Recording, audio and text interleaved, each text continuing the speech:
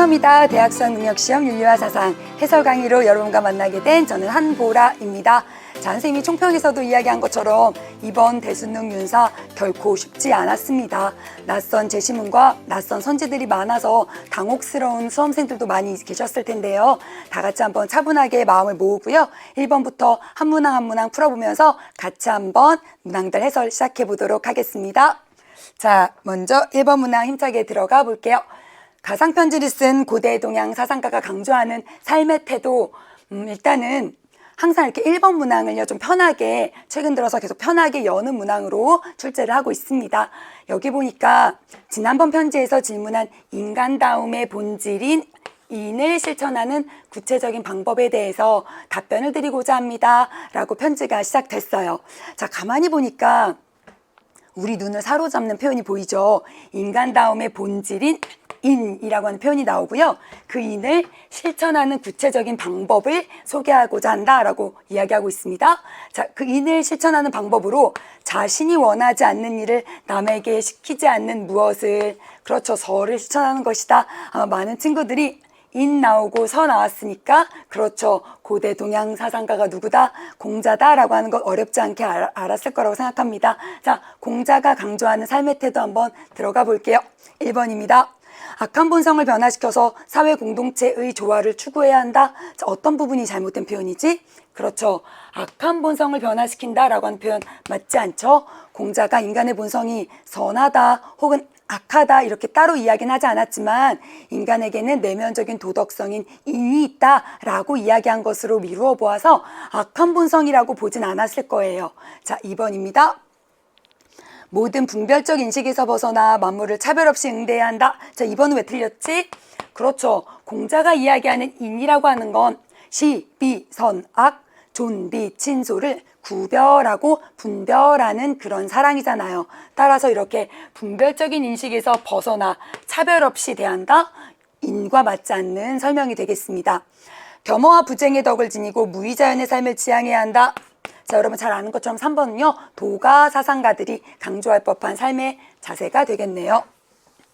사성제를 깨달아 열반에 도달하기 위해서 노력해야 한다. 그렇죠, 4번은 불교에서 강조하는 삶의 자세입니다. 자, 5번 한번 볼게요.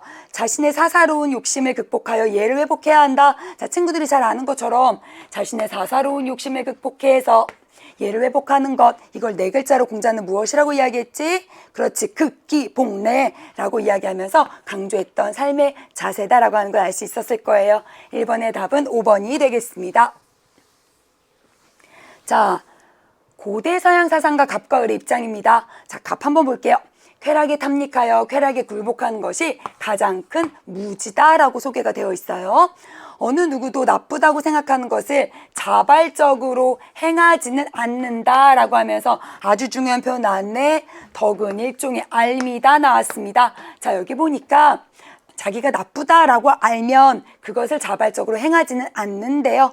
지행 합일서를 이야기하고 있구나. 그러면서 마지막에 덕은 일종의 알미다. 그렇죠, 소크라테스의 지, 덕, 복, 합일서까지 분명하게 드러나 있습니다.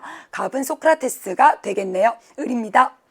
부나 군중으로부터의 명예를 소유함에 의해서도, 이런 다른 것들에 의해서도 몸의 고통과 마음의 불안은 끝나지 않는다. 가장 중요한 목표는 몸의 고통과 마음의 불안이 없는 상태이다. 그렇죠, 여러분 잘 알고 있는 에피쿠로스의 아타락시아가 소개되어 있습니다. 소크라테스와 에피쿠로스의 입장을요 순서도로 한번 탐구해 보도록 할게요. 자, A는요 소크라테스가 예, 에피쿠로스가 아니오라고 대답할 질문, 그리고 B에는 소크라테스가, C에는 에피쿠로스가 예 라고 대답할 질문이 들어가면 되겠네요. 자, 기억 한번 볼게요. 덕은 그 자체가 목적으로서 본래적 가치를 지니는가? 자, 기억 쉽지 않은 선지였습니다. 친구들 좀 어려웠을 텐데요. 차분히 한번 생각해 보자. 에피쿠로스 입장에서는요 덕이라고 하는 건 그 자체가 목적으로서 본래적 가치를 지니는 걸까? 아니죠. 에피쿠로스에게 있어서 본래적 가치를 지니고 있는 목적은 쾌락이었어. 자, 다른 덕은요 그 쾌락을 얻기 위한 무엇에 불과하다? 그렇지, 수단에 불과하다, 도구에 불과하다, 이렇게 에피쿠로스는 생각했죠. 따라서 기억은 에피쿠로스는 아니오가 되겠네요. 그럼 소크라테스는 어떨까? 소크라테스에게 있어서 덕이라고 하는 건 굉장히 중요한 거였어. 우리 방금 1번 문항에서 죄송해요. 우리가 방금 2번 문항 제시문에서 이야기한 것처럼 이제 지, 덕, 복, 합일설을 이야기하면서 덕이라고 하는 것, 그것에 대해서 굉장히 강조하면서 모든 논의를 출발해 간다라고 하는 거 우리가 공부해서 이미 알고 있죠. 따라서 친구들이 소크라테스에게 있어서 덕이 목적으로서의 본래적 가치를 지니는지 아닌지 이러한 구체적인 워딩이나 표현은 익숙한 표현이 아니라 할지라도 소크라테스의 사상 속에서 지, 덕, 복, 합일설 속에서 그의 사상의 출발이 얼마나 덕으로부터 이루어지는가, 덕이 그의 사상에 있어서 얼마나 중요한 것인가 라는 것을 인식했다면요, 네, 예스라고 대답할 질문이라고 하는 거 파악할 수 있습니다. 자, 니은 볼게요. 정의로운 사람은 행복하지만 부정의한 사람은 불행한가? 자, 분명히 소크라테스는요, 지, 덕, 복, 합일설을 이야기하면서 그런 덕을 갖춘 사람은 행복해진다라고 이야기하고 있어요. 자, 정의라고 하는 덕을 갖춘 사람은 행복하지만 그 덕을 갖추지 못한 사람은 행복할 수 없다? 네, 소크라테스가 지, 덕, 복, 합일설을 바탕으로 예스 긍정할 만한 질문이 되겠네요. 디귿입니다. 자연적인 욕구의 충족이 쾌락의 증대를 보장하는가? 에피쿠로스 입장에서 보면 아니죠. 여러분 잘 아는 것처럼 자연적이지만 필수적이지는 않은 그런 욕구들은 충족하려고 노력하면 노력할수록 오히려 고통이 증가하기 때문에 디귿은 잘못된 아니오라고 대답할 법한 그런 질문입니다. 리을입니다. 이성은 운명이 주는 고통을 기꺼이 감내하게 하는가? 자, 그럴듯해 보이지만 이거 아니야. 이거 왜 아니지? 그렇지. 에피쿠로스 입장에서는요, 운명이라고 하는 건 존재하지 않아요. 따라서 운명이 주는 고통, 이런 표현은 성립할 수 없습니다. 따라서 답은요, 기역과 니은이 되겠네요. 자, 3번으로 좀 넘어가 볼게요. 중세 서양 사상가, 갑 근대 서양 사상가, 을의 입장으로 옳은 것 한번 고르면 되겠습니다. 자, 갑입니다. 세상의 모든 것은 영원법에 의해서 지배되는데 인간은 다른 피조물보다 신의 섭리에 더 뛰어난 방식으로 순종한다. 이성적인 피조물이 영원법에 참여하는 것, 그것이 바로 무엇이다? 자연법이다. 너무 유명하죠? 친구들 정말 많이 들어봤던 그런 제시문일 거라고 생각합니다. 갑은 아퀴나스가 되겠네요. 을입니다. 실체가 존재하는 이유는 오직 실체의 본성에서 나오지만 삼각형이 존재하는 이유는 그것의 본성이 아니라 자연 질서에서 나온다. 따라서 양태는 실체가 없다면 존재할 수 없다. 존재 방식을 실체와 양태로 구분한 근대 서양 사상가는 그렇죠, 스피노자라고 하는 것 알 수 있습니다. 자, 아퀴나스와 스피노자 입장으로 옳은 것 한번 골라볼게요. 1번입니다. 실정법이 자연법에 위배되어도 다수의 이익을 위하면 정당하다?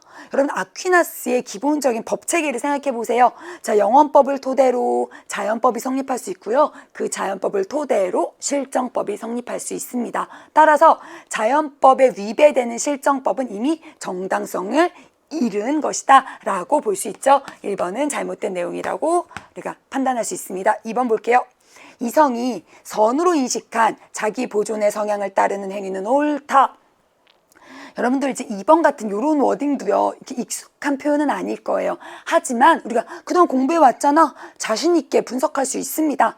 자, 아퀴나스는요, 기본적으로 인간의 이성을 통해서 파악한 영원법의 일부를 자연법이라고 이야기했죠. 그 자연법의 일원칙은 무엇을 행하고, 그렇죠, 선을 행하고 악을 피하라. 그러면 그 선의 구체적인 내용이 어떤 게 있었어? 자기 보존, 종족 보존, 신과 사회에 대한 진리 탐구, 이런 것들이 있었잖아요.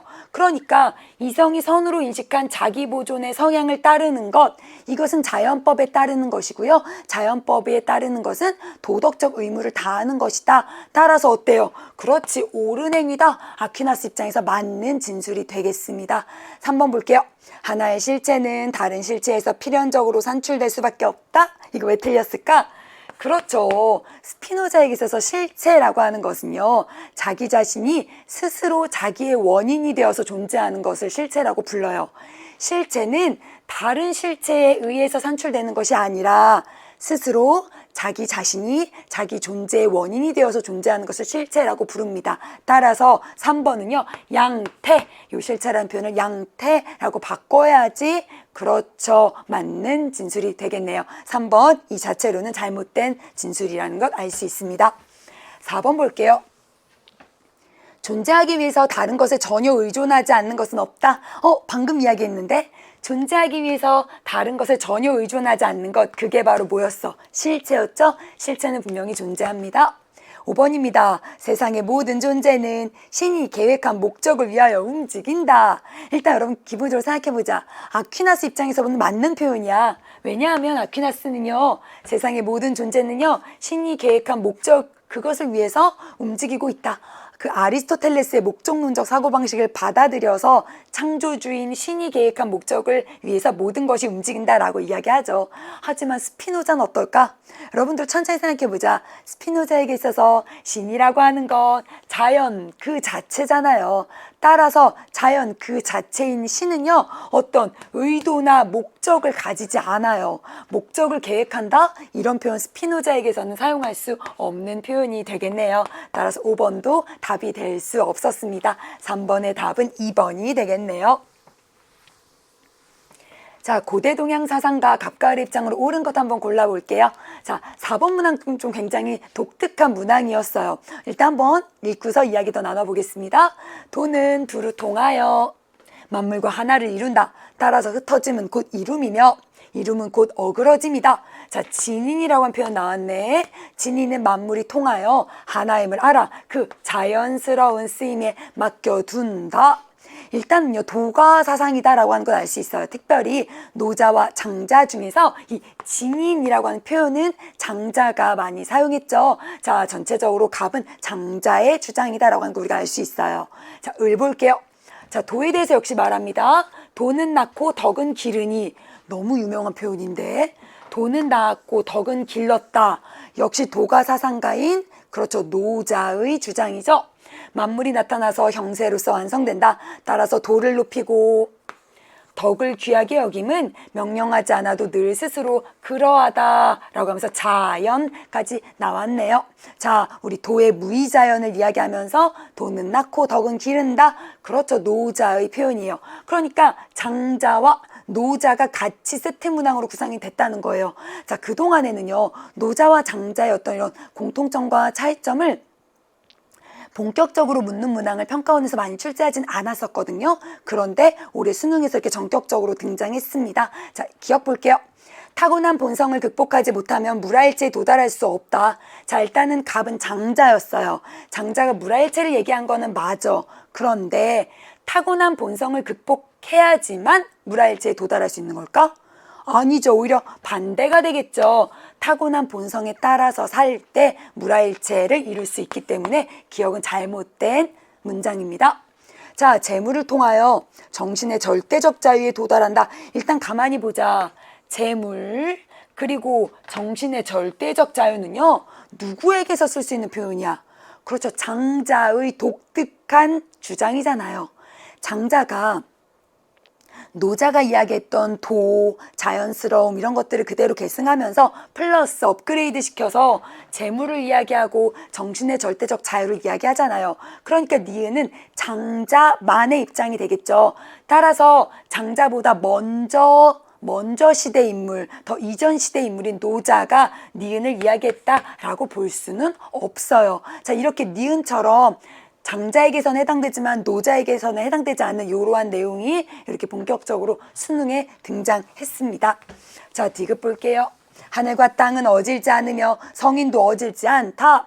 올해 수능 완성 교재의 문항에도 제시가 됐던 아주 유명한 그러한 표현이죠. 노자 입장 맞아요. 노자는 하늘과 땅이요 어질지 않고 성인도 어질지 않다. 즉 하늘, 땅, 성인은 이런 인위적인 이런 도덕 그것과는 무관하다라고 이야기하면서 자연스러움을 이야기했죠. 디귿 맞는 표현입니다. 도는 만물을 생성하는 근원이면서 만물에 내재한다. 그렇죠. 우리 노자와 장자 모두가 다 도가 사상가들은요, 도라고 하는 것이 만물을 생성하게 하는 가장 근원이면서 모든 만물에 다 내재하고 깃들어 있는 것이다 라고 이야기하면서 강조하잖아요. 자, 따라서 4번의 답 디귿과 리을이다 라고 하는 것 알 수 있었습니다. 자, 근대 서양 사상가 갑가을 입장으로 옳은 것 한번 골라볼게요. 여러분 너무너무 잘 아는 유명한 말 나왔죠? 나는 생각한다. 그러므로 나는 존재한다. 이 진리는 명석판명한 것이다. 데카르트가 나와 있네요. 을입니다. 이성은 정념의 노예이다. 역시 그렇죠. 을 바로 흉이다라고 하는 걸 알 수 있었어요. 자, 일단은 이 두 사상가 입장으로 옳은 것 한번 일단 골라볼게요. 1번입니다.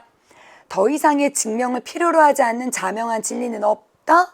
아닌데 자명한 진리가 있었잖아. 그 자명한 진리가 그렇지 철학의 제1원리고요. 그게 바로 여기 나와 있는 문장이었기 때문에 1번은 틀렸습니다. 2번 볼게요.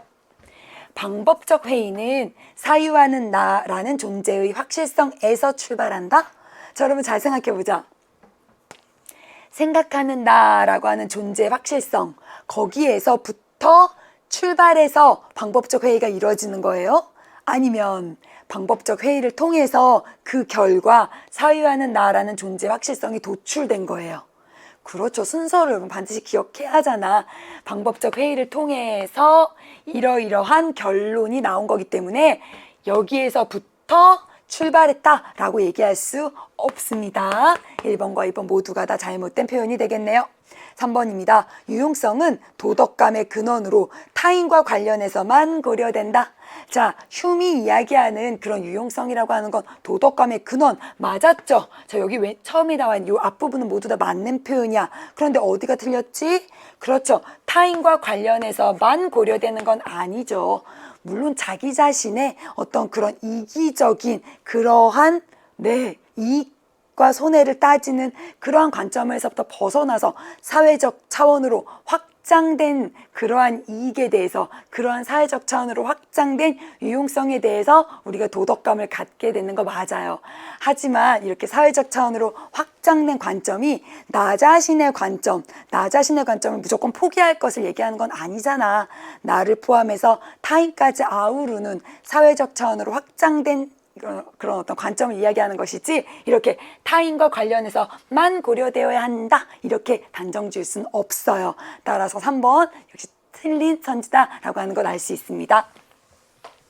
이성은 도덕적 구별의 원천이 아니지만 정념을 좌우해야 한다? 아니에요. 휴맥에 있어서 오히려 정념이 더 이끄는 역할을 하고요. 이성은 정념에 봉사할 따름이다 라는 것들 기억하시면 4번도 틀렸다는 걸 알 수 있겠죠. 5번입니다. 인간의 이성은 추론적인 사유와 진위 판단, 즉 진실인지 거짓인지 팩트인지 팩트가 아닌지를 판단하는 능력을 지닌다. 자, 일단 기본적으로 데카르트가 보기에 기본적으로 맞는 표현이죠. 이성이 가지고 있는 이러한 능력 인정할 거예요. 자, 흉도 어때? 흉도 물론 주정주의를 얘기하면서 감정을 중심으로 이야기하지만 이성이 보조적 역할을 수행할 수 있다. 도덕적인 어떤 보조적인 역할을 수행할 수 있다. 그 보조적인 역할이 바로 이런 추론적인 사유와 진위 판단 능력을 지닌다는 것이다. 우리 여러 번 수능 특강, 수능 완성 공부하면서 여러 번 공부했던 내용입니다. 5번 두 사상의 공통점으로 이렇게 출제가 됐네요. 5번의 답은 5번이 되겠습니다. 자, 세트 문항입니다. 한국 유교 사상가와 관련된 문항이 이렇게 구성이 됐네요. 자, 이해 본연의 본체는 감정이나 의지도 없고 조작도 없다. 이해 지극히 신묘한 작용은 발하여 이르지 아니함이 없다. 자, 좀 어려운 이런 제시문이 나왔는데요. 역시 연계교재를 꾸준하게 잘 공부했던 친구들이라면 선생님과 수특수한 열심히 공부한 친구들이라면 이거 이황이다 라고 금방 눈치챌 수 있었을 거예요. 자, 이황은요, 이를요, 본연의 본체와 작용으로 나누어서 설명했죠. 자, 본체는 무의하지만 그 작용에 대해서는 유의하기 때문에 발할 수 있다. 이도 발할 수 있다. 이황의 대표 주장이었습니다. 반면에 을은요, 이는 형태가 없고 기는 형태가 있기 때문에 이는 통하고 기는 국한된다 라고 이야기하고 있습니다. 이통 기국 이의 입장이 되겠네요. 이는 여러분 잘 아는 것처럼 기가 발하면 이가 기를 타는 한 가지 길만 인정하는 기발이승 일도설을 이야기하셨죠. 자, 이황과 이 이의 입장을 벤 다이어그램으로 한번 나타내 보도록 하겠습니다. 언제나 그랬듯이 벤 다이어그램 문항 풀 땐요, 꼼꼼한 분석이 필요합니다. 자, 기억 볼게요. 이와 기 중에서 주제성을 지니면서 발할 수 있는 것이 있다. 자, 주제성을 지닌다. 그러면서도 발할 수 있는 것이 있다. 이황은 예스라고 대답하겠죠. 바로 이가 그렇다. 이는 이렇게 주제성을 가지고 능동적으로 주제성을 가지면서도 동시에 발할 수 있다. 이 발도 인정하기 때문에 이황은 이가 바로 이런 주제성을 지니면서 발할 수 있는 것이다 라고 볼 거예요. 반면에 이 이는 어떨까? 아니야. 주제성과 발하는 것은 각각 하나하나씩, 이는 주제성만 가지고 있고 발하지 못하되 기는 발할 수 있고 주제성이 없는 거야. 이렇게 하나씩 나누어 갔기 때문에 동시에 지니는 것은 없다라고 보겠죠. 자, 기억 같은 이러한 선지의 내용들 친구들 좀 꼼꼼한 분석이 필요했습니다. 자, 따라서 기억은요, 간만의 입장 우선 성립할 수 있겠네요. 니은입니다. 7정 중에서 선함과 사단 사이의 도덕적 우열을 가릴 수 있다. 자, 올해 평가원에서 본 모의평가에서 충분히 제시가 됐었던 그런 선제 내용이 다시 응용돼서 이렇게 출제가 됐습니다. 7정 중에서의 선함, 7정 안에 들어있는 그 가선가악한 부분 중에서의 선함과 순선무악한 사단 사이에 도덕적인 우열을 가릴 수 있다. 이황은 우열을 가릴 수 있다라고 보죠. 이가 천리가 직접 발한 사단이 가선가악한 기가 발한 7정 중의 선함보다 더 우월한 그러한 선함이다 라고 이황은 생각했어요. 하지만 이는 어떨까? 그렇죠. 이에게 있어서 7정 중의 선함과 사단은 똑같은 거야. 이꼴 동격이야. 그러니까 둘 사이의 도덕적 우열은 가릴 수 없다라고 볼 거예요. 디귿입니다. 이는 본래 하나의 태극이지만 만물도 각각 동일한 하나의 태극을 지니고 있다. 자, 이라고 하는 것, 이것이 본래 하나의 태극이에요. 자, 그리고 만물도 각각 동일한 하나의 태극, 하나의 태극이라고 하는 건 결국 이죠. 이. 그러니까 만물도 각각 동일한 이를 지니고 있다. 맞지? 성리학의 기본, 이, 일, 분수, 동일한 천리로서의 하나의 이가 모든 만물에 나누어져서 부여되어 있는 것이기 때문에 어때요? 디귿, 두 사상가 모두가 다 성리학의 기본이기 때문에, 기본 전제이기 때문에 두 사상가 모두가 다 인정할 법한 내용이 되겠네요. 공통 입장으로 성립할 수 있습니다. 자, 리을입니다. 주된 바가 이에 있는가? 기에 있는가에 따라서 사단과 7정을 구별할 수 있다. 누구의 주장이야? 이황만의 주장이 되겠죠. 왜? 이황은 사단은 이가 발한 것, 7정은 기가 발한 것이라고 생각했기 때문이에요. 하지만 이 선생님은 아니야. 그렇지 않아. 사단과 7정은 똑같이 기가 발하고 이가 탄 기발 이승한 감정이기 때문에 둘 중에 하나는 이가 주된 것이고 둘 중에 하나는 기가 주된 것이야. 이렇게 나눌 수 없는, 그렇죠? 같은 근원을 가진 것이다 라고 바라보겠죠. 자, 따라서 리을은 답이 될 수가 없는 내용이다 라고 하는 것 알 수 있습니다. 따라서 답은 기역 디귿이 되겠네요. 자, 이번에는요, 다음을 주장한 한국 유교 사상가가 이황과 이 모두에게 제기할 수 있는 비판을 좀 찾으면 된대요. 어린아이가 우물로 기어 들어가는 것을 보고 나서 측은해하면서도 구하지 않는다면 측은해하는 마음만으로 인이라고 할 수 없대요. 여기 보니까 블라블라 하지 않는다면 블라블라 할 수 없다. 즉, 인, 의, 예, 지라고 하는 사단은요, 이러한 측은지심, 수호지심, 사양지심, 시비지심을 실천하지 않으면 우리 마음에서 성립할 수 없다. 즉, 어때? 사단은요, 덕을 후천적으로 형성해가는 첫 스타트, 시작점이 된다라고 하는 단시설을 드러내고 있죠. 자, 한국 사상가, 그렇죠, 정약용이라고 하는 거 알 수 있습니다. 정약용이 이왕 이에게 모두 제기할 수 있는 비판 골라볼게요. 모든 인간은 측은지심과 수호지심을 가지고 태어납니다. 그 사실을 왜 간과하시나요? 자, 모든 사람은 이렇게 사단을 가지고 태어난다. 성리학에서도 또 정약용도 간과하지 않고 공통적으로 인정하는 내용입니다. 시비지심을 일상생활에서 실천해야 지가 형성됩니다. 자, 사단을 실천해야 사덕이 형성됩니다. 이거 정약용만의 입장이죠. 그걸 왜 성리학자들 당신들 모르십니까? 그렇죠. 답은 2번이 되겠네요. 왜냐하면 이황이나 이인은요, 이러한 성리학자로서 인의 예지가 형성되는 것이 아니라 천리로서의 본성으로 선천적으로 타고나는 것이다 라고 보았기 때문에 정약용에 의해서 비판받을 수 있습니다. 3번입니다. 인간의 선천적인 본성은 하늘이 부여한 명령이라는 걸 왜 모르십니까? 친구들 3번 많이 어려웠을 거야. 자, 그런데 한번 천천히 생각해보자. 인간의 선천적인 본성, 이것은 하늘이 부여한 명령, 즉 천명입니다. 라고 한 요 입장은요, 우리가 이제 성선설을 바탕으로 논의를 전개해갔던 맹자는 인간의 본성은 선하다, 선한 본성은 하늘이 주었다, 인간이 선하게 살아가는 것은 하늘의 명령이다 라고 보았던 맹자의 성선설을 계승하는 후대의 대부분의 유학사상가들이 공통적으로 인정하는 거예요. 그러니까 성리학에서도 또 정약용도요, 지금 나와 있는 이러한 선생님이 빨간색으로 이렇게 괄호친 이런 표현에 대해서는 다 인정하죠. 사실 이 빨간색으로 괄호친 이 부분은요, 유교의 기본 경전인 중용의 한 구절이기도 하거든요. 단 정약용은요, 성리학자들과 달리 그 하늘이 부여한 명령, 그 본성이 기호다. 천리로서의 이가 아니라 기호다, 기호. 이렇게 색다르게 해석했을 뿐, 이 표현 자체는 동일하게 인정합니다. 따라서 성리학자들에게 간과했다라고 비판할 수 없는 문장이 되겠네요.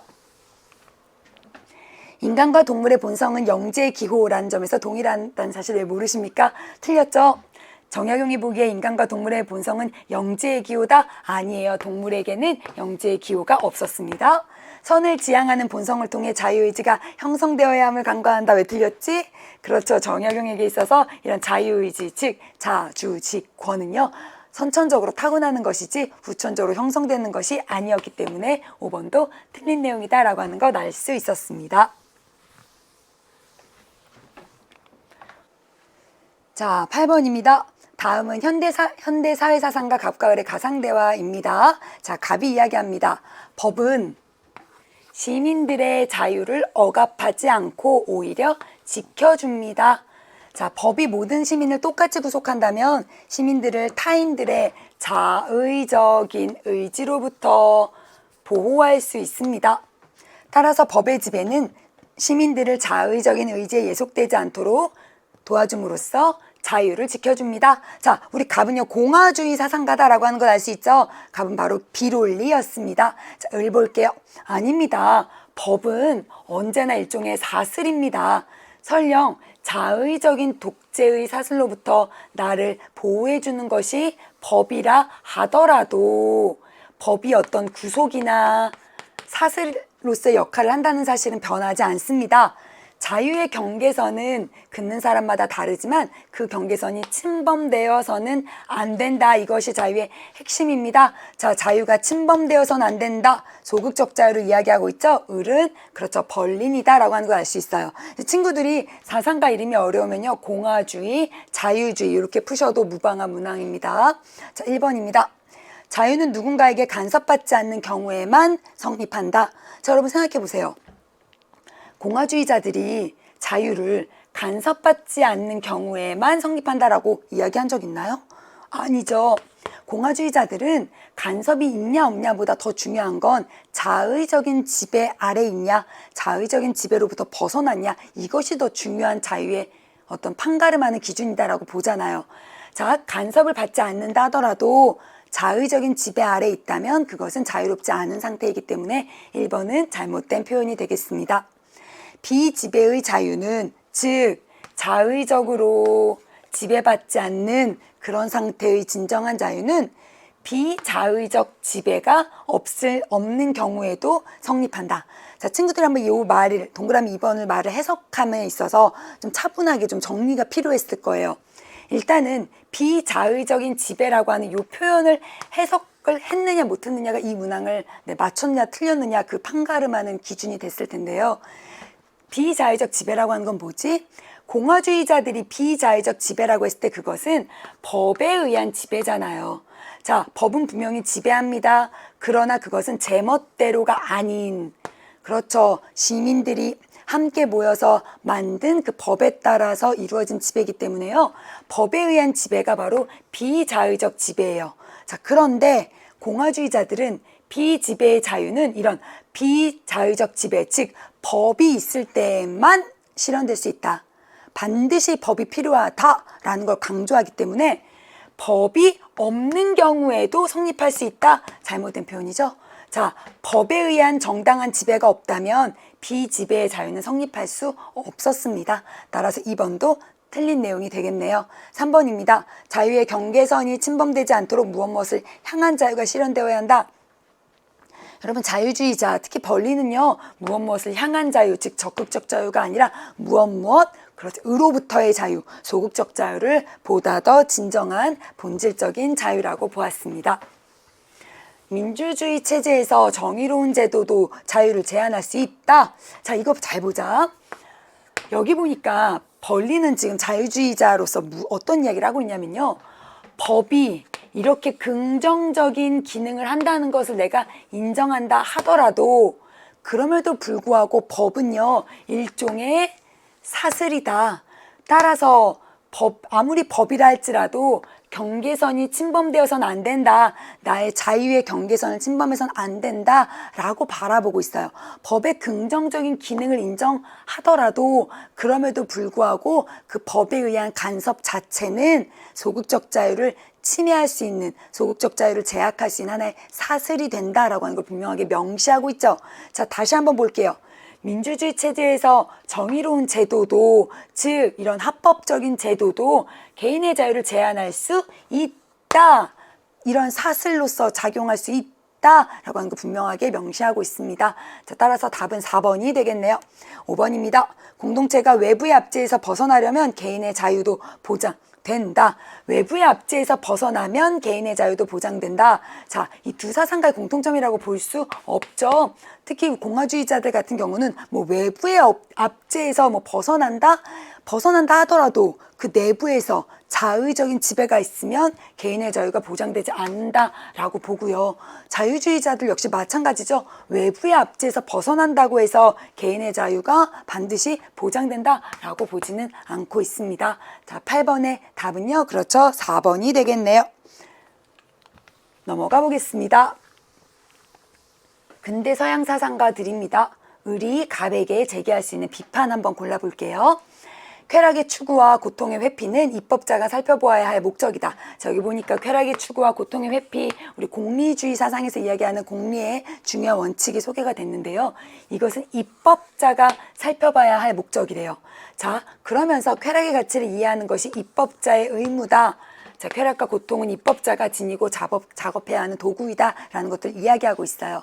자, 공리주의를 이야기하면서 그렇죠. 공리의 원칙이 도덕과 입법의 원칙이 된다. 벤담의 아주 유명한 말이잖아요. 갑은 벤담이라고 하는 걸 알 수 있습니다. 을입니다. 어떤 종류의 쾌락이 다른 종류의 쾌락보다 더 바람직하고 더 가치가 있다는 사실을 인정한다고 해서 공리주의 원리와 어긋나는 것은 아니다. 자, 쾌락의 질적 차이를 인정하고 있죠. 밀이 등장했네요. 밀이 벤담에게 제시할 수 있는 비판을 고르면 되겠습니다. 이해 당사자들의 행복을 공평하게 고려해야 합니다. 그걸 왜 벤담 선생님은 모르십니까? 모르지 않았죠? 벤담과 밀 모두가 다 인정했습니다.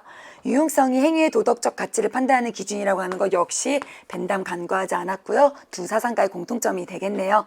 보편적 도덕 원리, 즉 공리의 원리, 최대 다수의 최대 행복이라고 하는 공리의 원리라고 하는 보편적 도덕 원리에 근거한 입법의 원칙을 세워야 한다는 것 벤담 간과하지 않았습니다. 쾌락을 평가하는 기준이 양으로만 한정될 수는 없습니다. 자, 벤담은요, 양으로만 한정할 수 있다라고 이야기했지만 밀은요, 양으로만 한정할 수 없고 질적 차이를 고려해야 합니다. 따라서 왜 블라블라하다는 걸 간과하십니까? 라고 비판할 수 있겠네요. 9번의 답은 4번이 되겠습니다. 도덕적 평가의 근거는 규칙이 아니라 행위의 결과라는 사실을 왜 모르십니까? 아니요, 모르지 않았죠? 벤담과 밀 모두가 다 행위 결과의 유용성을 바탕으로 그 행위의 도덕적인 평가를 할 수 있다라고 보았으니까요. 자, 근대 서양 사상가 갑과 을의 입장으로 옳은 것 한번 골라보도록 할게요. 사회계약은 시민들 사이에 평등을 수립함으로써 그들을 동일한 계약 조건 하에 놓이게 하며 동일한 권리를 향유하게 한다. 일단은 사회계약에 대해서 이야기하고 있습니다. 그러면서 이 계약의 특성에 의해서 일반 의지에 정당한 모든 행위가 시민에게 평등하게 의무와 권리를 부여한다라고 소개하고 있죠. 갑은 그렇죠. 루소의 입장이라고 하는 것 알 수 있습니다. 을입니다. 사람들은 사회에 들어갈 때 자연 상태에서 가졌던 평등, 자유, 그리고 자연법에 대한 집행권을 누가? 입법부가 처리할 수 있도록 사회의 수중에 양도합니다. 그것은 오직 그 자신, 그의 자유 및 재산을 더욱 잘 보존하려고 하는 의도에서 행하는 것입니다. 그렇죠. 사회의 계약론을 이야기했던 로크의 입장이 소개가 되어 있네요. 루소와 로크 묶여진 문항입니다. 제 친구들이 수능을 준비하면서 항상 사회계약론 굉장히 열심히 준비하시잖아요. 자, 루소와 로크가 이번에 어떻게 출제가 되는지 한번 선지 더 보겠습니다. 주권은 일반 의지에 의해서 성립하며, 자, 여기까지는 맞는 표현이죠. 루소가 인정할 법한 표현입니다. 정부를 통해 대표된다. 그럼 기본적으로 루소는요, 주권은요, 어때? 대표될 수 없잖아요. 주권은 대표될 수 없고, 나눠줄 수 없고, 그렇죠. 넘겨줄 수, 양도될 수 없잖아요. 주권이 대표될 수 없다라고 하는 루소의 기본적인 주장 기억했다면 잘못된 선지라고 하는 거 골라낼 수 있었습니다. 자, 정부를 통해서 주권이 대행될 수는 있지만 대표될 수는 없다. 루소는 누누이 강조합니다. 일반 의지가 강요하는 복종은 시민의 자유에 양립할 수 없을까요? 아니죠. 양립할 수 있죠. 일반 의지 안에 나 자신의 의지가 들어가 있기 때문에 일반 의지에 대해서 복종하는 건 나 자신에게 복종하는 것이다 라고 이야기하면서, 따라서 루소는 시민의 자유 보장될 수 있다 라고 이야기합니다. 자, 로크로 넘어와서요. 국가의 기본이 되는 최초의 실정법은 입법권을 확립하는 것이다. 자, 친구들 3번 어려웠을 거야. 자, 그런데 3번 천천히 한번 생각해보자. 자, 로크에게 있어서 입법권은요, 어떤 정상 상태의 국가 상태에서 최고의 권력이에요. 그렇죠? 자, 이런 상황에서 국가의 기본이 되는 최초의 실정법. 자, 자연 상태에서는요, 우리가 다 자연법 아래서 자연법을 어떤 적용해 가면서 살아갑니다. 그러다가 계약을 맺고 국가를 만들므로써 실정법을 제정하게 되죠. 자, 그런데 그 우리가 제정하는, 계약을 맺고 나서 처음으로 제정하는 최초의 실정법은 무엇이 되어야 할까? 그렇죠. 입법권을 확립하는 거죠. 그 입법권을 확립함으로써 입법부가 설립되고, 그 입법부가 입법권을 바탕으로 다양한 다른 실정법들을 추가적으로 만들어 나갈 수 있는 거잖아요. 그러니까 최초로, 그렇죠, 만들어지는 실정법은요, 그 법을 만들기 위한 입법권을 확립하는 것, 맞는 표현이 되겠습니다. 4번입니다. 자연 상태에서 재산권 침해에 대한 보복은 자연법에 의해서 불가하다? 자, 4번도 친구도 어려웠죠. 그런데 우리가 4번 충분히 공부한 내용에서 여러분들 도출해낼 수 있는 내용이야. OX 진위 여부를 판단할 수 있습니다. 자, 천천히 생각해보자. 로크에 따르면 자연 상태에서 사람들은 재산권이라고 하는 자연권을 가지고 있어요. 자, 그런데 그것을 누군가가 침해했어. 자, 그런데 여러분 기억하시나요? 로크에 따르면 자연 상태에서 사람들은 자연법 아래에서 살아가게 돼요. 그런데 그 자연법의 내용이 뭐였어? 타인의 자연권을 침해하지 말아라. 이것이 자연법의 내용이었잖아. 그러니까 그런 자연법을 어긴 사람, 즉 재산권을 침해한 건 자연법을 어긴 것이기 때문에 자연 상태에서 재산권 침해에 대한 보복이 자연법에 의해서 어때? 불가한 것이 아니라 가능하다는 거 도출할 수 있죠. 자, 그럼 생각해보자. 개개인들이 사회계약을 맺기 전에 자연 상태에서 각자 자연법을 각자 집행해요. 따라서 누군가 재산권을 침해하는 것과 같이 자연법을 위반했을 때 그것에 대해서 보복할 수 있는 권리도 개인들이 각자 가지고 있다. 너무 중요한 내용이었고요. 수능 특강, 수능 완성에서 누누이 우리 같이 공부했었던 내용입니다. 가능하다라고 보았죠. 단, 우리가 계약을 맺고 나서 사회 상태로 이행하게 되면요, 그러한 보복은 개인이 하는 것이 아니라, 그렇죠, 국가의 공권력에 의해서 이루어져야 한다라고 로크는 주장했습니다. 자, 5번입니다. 개인은 사회계약을 통하지 않고서는 자유나 권리를 가질 수 없다? 아니죠. 여러분 잘 알고 있는 것처럼 사회계약론자들은요, 사회계약 이전의 자연 상태에서도요, 자유나 권리를 가지고 있다. 그래서 그 권리를 더 잘 보장받기 위해서 사회계약을 맺는다라고 주장했다는 내용들 알 수 있습니다. 10번의 답은 3번이 되겠네요. 자, 고대 서양 사상가, 중세 서양 사상가입니다. 옳지 않은 것 고르는 문항입니다. 자, 우주의 본성을 따라 너에게 일어나는 모든 일을 수동적으로 인내해라. 받아들여라. 자, 고대 서양 사상가 중에서 우주에서 일어나는 모든 일을 운명으로 생각하면서 받아들여라 라고 이야기할 법한 사상은 어떤 사상일까? 그렇죠. 스토아파다라고 하는 걸 알 수 있죠. 또한 너의 본성이 너 자신에게 행하라고 명령하는 것을 능동적으로 행해라. 자, 스토아파 입장이 되겠습니다. 을입니다. 신의 나라와 지상의 나라가 있는 것은 영적으로 사는 사람들과 육체를 따라 사는 사람들이 있기 때문이다. 자, 중세서양 사상가 아우구스티누스의 대표적인 주장입니다. 적절하지 않은 것 골라볼게요. 자연의 질서에 부합하지 않는 일은 인간에게 일어나지 않는다. 그렇죠. 스토아파의 대표적인 입장이죠. 자, 우리 주변에서 일어나는, 외부에서 일어나는, 자연에서 일어나는 모든 일들은 일어나야만 하는 일이기 때문에, 필연적으로 일어나야만 하는 일이기 때문에 일어나는 것이지, 자연의 질서에 부합하지 않는 이런 일이 일어날 리가 없죠.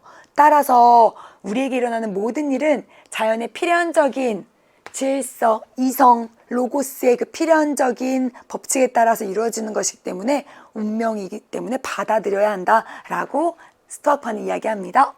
사건 자체는 바꿀 수 없지만 사건에 대한 생각은 바꿀 수 있다. 네, 계속 작년, 올해 계속 평가원에서 출제하고 있는 내용입니다. 맞죠? 스토아파에서는요, 외부에서 일어나는 일은 너무나 필연적인 우주적인 질서, 인과 법칙인 이성적인 법칙인 로고스에 따라서 일어나는 것으로 우리가 바꿀 수 없어요. 하지만 그것을 대하는 우리의 생각은 바꿀 수 있기 때문에 그 외부에서 일어나는 일들을 받아들이는 쪽으로 자신의 생각을 바꾸면서 살아갈 것을 이야기하죠. 2번 맞는 내용이 되겠습니다. 3번입니다. 악이 선보다 먼저 실제하지 않았다면 선은 없었을 것이다. 자, 아우구스티누스가 악이 선보다 먼저 존재하지 않았다면 선도 존재할 수 없었을 것이다. 이렇게 보았을까요? 아니죠. 자, 아우구스티누스에게 있어서 악이라고 하는 건 실체가 아니었잖아.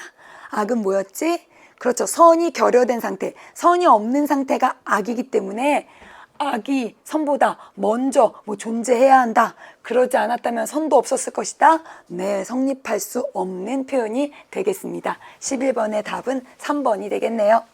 인류의 역사는 신이 주는 선과 인간이 만든 악의 투쟁이다. 네, 이렇게 선과 악의 투쟁으로 이분법적으로 인류 역사를 아우구스티누스는 설명했습니다.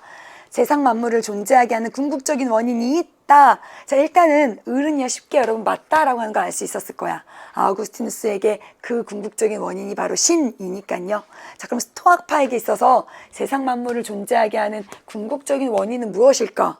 그렇지, 그게 바로 이성, 그게 바로 로고스잖아요. 그래서 로고스는 스토아파에게 있어서 우주 만물의 어떤 본성이자 가장 근본이 되는 첫 시작, 원인이라고 하는 것들 기억하셔야 되겠죠? 스토아파에게 있어서 이 로고스라고 하는 것이 모든 우주 만물이 처음 생겨나게 한 원인이자 그것들이 생겨나는 여러 질서다라고 하는 것들 떠올리시면 되겠습니다. 고대 서양 사상가 갑과 을의 입장으로 옳은 것입니다. 자, 선 자체는 인식의 원인으로서 인식되는 것들의 진리를 제공하고 인식하는 자에게 그 힘을 제공한다라고 하고 있어요. 자, 고대 서양 사상가고 선 자체 나왔으니까 이거 선의 이데아, 조음의 이데아다라고 하는 걸 알 수 있습니다. 자, 조음의 이데아는 인식과 존재와 어떤 본질을 갖는 원인이다라고 하는 것들 우리 공부했고요. 갑은 그렇죠. 플라톤이라고 하는 것들 찾아낼 수 있어요. 통치자는요, 그런 선 자체, 즉 조음의 이데아를 본보기로 삼아서 나라를 다스려야 한다라고 이야기하고 있습니다. 자, 을입니다. 모든 선에 공통되는 하나의 선 자체란 있을 수 없다. 갑이 이야기한, 플라톤이 이야기한 이런 조음의 이데아라고 하는 거, 이런 거 있을 수 없다. 건축가가 선 자체를 안다고 자신의 기술에 도움을 얻을 수 있는 건 아니다. 현실 세계에서 실현 가능한 선이 중요하다. 자, 선이라고 하는 건 플라톤이 얘기하는 것처럼 이데아의 세계, 선의 이데아의 형태로 따로 존재하는 것이 아니라 현실 세계에서 실현 가능해야 한다. 그렇죠. 아리스토텔레스 입장이라고 하는 걸 알 수 있겠죠. 플라톤과 아리스토텔레스 입장으로 옳은 것 한번 골라볼게요. 1번입니다. 선 자체는 인식의 원인이므로 인식의 대상이 될 수 없다. 자, 1번 누야 친구들이요. 굉장히 이렇게 좀 난해하다, 어렵다 이렇게 생각했을 만한 선제예요. 그런데 친구들 한번 잘 생각해보자. 선 자체라고 하는 건요, 어때? 그렇죠. 좋음의 이데아라고 하는 의미를 갖고 있어요. 선의 이데아예요. 이것은 인식의 원인이야. 이건 맞아. 분명히 제시문에서 이렇게 주기까지 해서 친절하게 줬습니다. 자, 그런데 인식의 원인이면서도 동시에 선의 이데아를요, 인식할 수 있죠. 인식의 대상이 될 수 있죠. 그럼 잘 생각해 보자.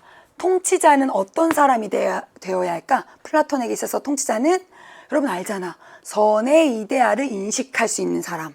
선의 이데아를 인식할 수 있는 사람이 선의 이데아를 바탕으로 나라를 다스려야 한다라고 플라톤이 주장하잖아요.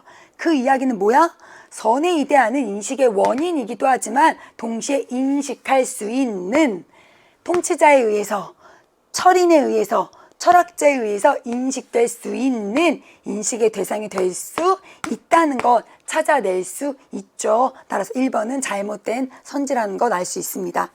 이성이 파악하는 대상과 감각이 파악하는 대상은 동일할까? 아니죠. 플라톤에게 있어서 다르죠. 이성은 이데아를 파악하지만 감각은 우리 현실 세계의 여러 가지 사물들을 파악하는 데 그칩니다. 따라서 2번 역시 잘못된 선지가 되겠네요.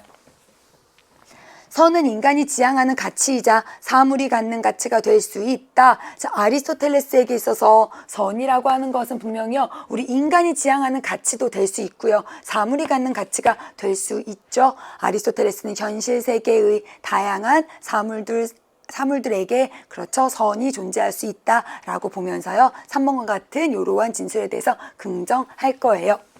4번입니다. 모든 선한 것들을 선하게 만드는 근거는 선 자체이다? 이런 거 인정하지 않잖아. 그러니까 모든 선한 것들을 선하게 만드는 근거로서의 그 선의 이데아, 이런 것들을 인정하지 않기 때문에 4번은 잘못된 내용입니다. 선 자체는, 즉 선의 이데아는 감각으로 지각되지 않는 세계, 감각으로 지각되지 않는 세계는 이데아계죠. 이데아계에 존재한다. 플라톤만의 입장이죠. 아리스토텔레스는 이렇게 현실과 동떨어진 이데아계에 따로 떨어지는 좋음 그 자체, 선 그 자체, 좋음의 이데아라고 하는 걸 인정하지 않았습니다. 12번의 답은 3번이 되겠네요.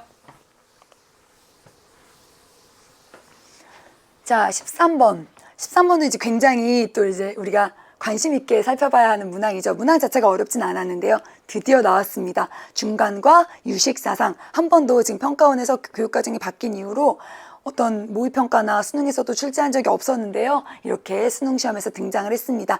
처음 등장하는 그런 어떤 시험이기 때문에, 파트였기 때문에요, 난도 자체는 높지 않았어요. 우리 차분하게 풀면 개념이 잘 정리되어 있으면 맞출 수 있는 문항이었습니다. 옳지 않은 것 한번 골라볼게요. 여러 가지 인연으로 생긴 법을 공이라고 하며 가명이라고도 하며 중도라고도 한다. 자, 공을 이야기하면서 지금 연기설과 중도까지 왔어요. 그럼 친구들이 이거 공 대승불교인데 이거 중간사상 아니야? 이렇게 떠올리셔야 되겠죠?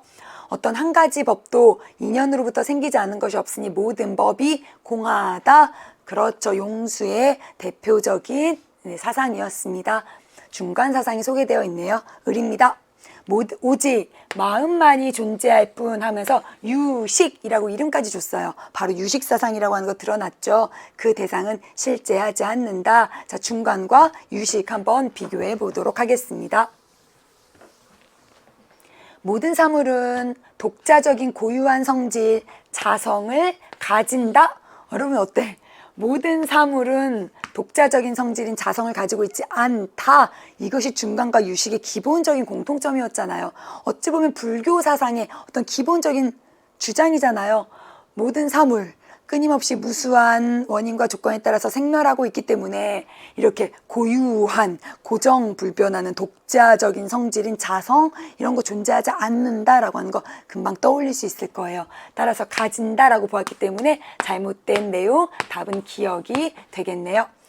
해탈하기 위해서는 있음이나 없음이라고 하는 두 극단의 치우친 견해에서 벗어나 중도의 진리를 바르게 관찰해야 한다. 자, 중도의 진리를 바르게 관찰해야 한다. 그래서 이걸 중관이라고 부르죠. 자, 그런데 유식사상에서는 모든 현상은 마음을 떠나서는 존재하지 않으며 오직 마음의 작용, 즉 식을 통해서만 존재한다라고 보기 때문에 유식이라고 우리가 이야기합니다. 해탈하기 위해서는 자기 중심으로 세상을 바라보는 그릇된 마음에서 벗어나 모든 진리를 통달할 수 있는 지혜, 자, 분별적인 이런 마음에서부터 벗어나서 이렇게 모든 진리를 통찰할 수 있는 지를 얻기 위한 요가 수행을 유직사상에서 강조했다. 뭐 이런 내용들 같이 공부했던 거 떠올리실 거예요. 리을 맞는 내용이 되겠습니다. 한편 두 사상은 모두 모든 현상은 다양한 원인과 조건의 화합에 의해 발생한다라고 본다. 그렇죠? 기본적으로 모든 현상을 연기에 의해서 설명하고 있는 것 공통점이 되겠네요. 옳지 않은 것 고르는 문항이었기 때문에 답은 기억이 되겠습니다. 자, 근대 서양 사상가 입장입니다.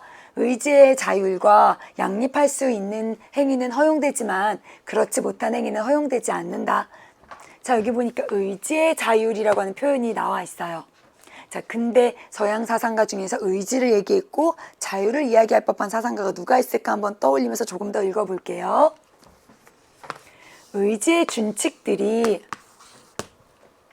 자율의 법칙들과 필연적으로 조화를 이룰 때 그 의지는 신성하고 절대적으로 선한 의지이다. 자, 여기까지 오면 감 잡히죠? 그렇죠. 칸트라고 하는 것 알 수 있습니다. 자, 칸트는요, 우리 의지의 준칙들이 자율의 법칙, 우리 실천 이성의 명령에 의한 그런 자율의 법칙과 조화를 이루고 그것이 선한 의지, 선의지에 의한 것이다 라고 하는 걸 강조하잖아요. 절대적으로 선하지 않은 의지가 자율의 원리에 의존하는 것은 구속성이다. 따라서 이 구속성은 신성한 존재와 관련될 수 없다. 이 구속성에서 비롯된 행위의 객관적 필요성을 의무라고 부른다. 지금 말이 굉장히 복잡하게 나와 있지만 우리 인간은요, 신성한 존재, 즉 신과 달리 유한한 존재이기 때문에 이러한 의지의 준칙, 도덕 법칙이 의무로서 주어진다라고 하는 칸트의 사상을 소개하고 있습니다. 자, 칸트의 입장 옳은 거 골라볼게요. 기억입니다.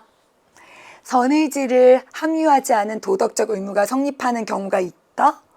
여러분 어때? 칸트하면 딱 떠올랐었죠? 선의지, 의무의식, 실천이성, 도덕법칙 이것들은 모두가 다 동일한 표현들이었어요. 칸트에게 있어서 뗄래야 뗄 수 없는 것들이었죠. 선의지를 함유하지 않은 도덕적 의무는 성립할 수 없습니다. 모든 도덕적 의무는요, 선의지를 함유하고 있습니다. 보편화 가능한 준칙. 보편화 가능한 준칙이라고 하는 게 도덕법칙이잖아요. 즉 도덕법칙에서 인간의 존엄성이 부정되는 경우는 없다. 그렇죠. 모든 도덕법칙은 인격주의를 전제하고 있기 때문에요. 인간의 존엄성 절대 도덕법칙에서 부정될 수 없습니다. 니은은 맞는 내용이 되겠네요. 도덕적 의무는 의지를 지니는 모든 존재에게 부과되어야 한다. 저 친구들 딕은 많이 어려웠었죠. 자, 천천히 보자. 도덕적인 의무가 부과되어야 한대요. 누구에게? 의지를 지니는 모든 존재에게요. 자, 그런데 여러분 의지를 지니는 존재 어떤 존재가 있을까? 우리 인간도 물론 의지를 지니는 존재이지만 신 어때요? 신도 의지를 지니는 존재다라고 볼 수 있겠죠? 그런데 여러분 기억하시죠? 칸트에게 있어서 신은요 완전한 존재이기 때문에 이런 도덕이 의무로서 부여되지 않죠. 오직 유한한 존재인 인간에게만 이런 도덕법칙이 의무로서 부과가 될 뿐 신에게 있어서 이러한 도덕법칙들은요 그 신성의 법칙과 일치하기 때문에 의무로서 부과되지 않습니다. 자, 디귿 다소 좀 까다로운 그러한 선지였어요. 하지만 우리가 연계교재에서도 여러 번 등장했었고요. 최근에 작년도 그렇고요. 평가원에서 툭툭 이런 관련된 내용들을 문항으로 소개한 바 있기 때문에 좀 꼼꼼하게 분석하고 차분하게 문제를 풀었다면 디귿 잘못된 선지라고 하는 것들 체크할 수 있었을 거라고 생각합니다. 리을입니다. 도덕법칙의 내적 강제에서 생긴 준칙은 자율성에 어긋나지 않는다. 자, 도덕법칙을 따라야 해. 이것은 의무이기 때문에요. 내적인 강제죠. 여기에서부터 생겨난 그런 준칙, 법칙은 자율성에 어긋나지 않죠. 왜? 도덕법칙에 따른 이러한 내적 강제는 외부에서 나에게 주어지는 타율적인 그러한 강제가 아니라 나 자신의 실천 이성이 나 자신에게 스스로 명령하는 것이기 때문에 자율성에 어긋나지 않는 것이었습니다. 자, 14번 답은 니은과 리을이 되겠네요. 현대 사회사상과 갑과 을, 사회사상 그리고 병이 소개가 되어 있습니다. 갑 볼게요. 국가는 부분적으로 조세 정책을 통하거나 이자율을 정하는 것 또는 그 밖에 다른 방법에 의해서도 소비 성향에 지도적인 영향력을 행사할 수 있어야 한다. 자, 국가가 어때요? 이러한 여러 정책들을 통해서 소비 성향에 지도적인 영향을 행사할 수 있어야 한다. 자, 국가가 시장에서 어떤 적극적인 역할을 담당해야 한다. 그렇죠. 케인스의 입장이다라고 하는 걸 알 수 있어요. 수정자본주의를 이야기했던 케인스입니다. 을입니다. 경제활동에서 경쟁이 최대한 효율적으로 작동할 수 있어야 하기 때문에 계획과 경쟁은 경쟁에 반하는 계획이 아니라 경쟁을 위한 계획이라는 형태로만 결합될 수 있다. 자, 여기서 말하는 계획은 어떤 국가의 정책을 의미한다. 이렇게 해석하셔도 무방하겠죠? 자, 을 볼게요. 경쟁이 최대한 효율적으로 작동하는 것이 가장 중요하기 때문에 국가의 역할은 그 경쟁을 가장 효율적으로 운영하기 위한 그런 조건을 마련하는 것으로만 제한되어야 한다라고 주장하고 있다는 거 알 수 있어요. 을은 누굴까? 그렇죠. 신자유주의를 이야기했던 하이에크가 되겠네요. 병입니다. 우리는 자본주의적인 계획이나 모든 형태의 전체주의적인 계획에 반대한대요. 자, 자본주의적인 계획, 어떤 자본주의를 바탕으로 한 것도 나는 반대하고요. 그렇다고 해서 전체주의적인 계획에 대해서도 반대한대요. 자본주의에 대해서도 반대하고 또 마르크스식의 그러한 사회주의에 대해서도 반대하고 있어요. 그 이유는 이 두 계획이 생산의 공적인 통제와 그 결과의 공정한 분배를 배제하기 때문이다. 나는 생산의 공적인 통제나 공정한 분배를 중시하는데 그것을 위해서 자본주의도 아니고 마르크스식의 사회주의도 아닌 다른 길을 가겠다. 무엇일까? 그렇죠. 민주사회주의라고 하는 거 알 수 있죠. 우리 민주사회주의 오랜만에 이렇게 등장했습니다. 자, 케인스와 하이에크와 민주사회주의가 서로에 대해서 어떤 비판을 할 수 있을지 같이 한번 분석해 보도록 할게요.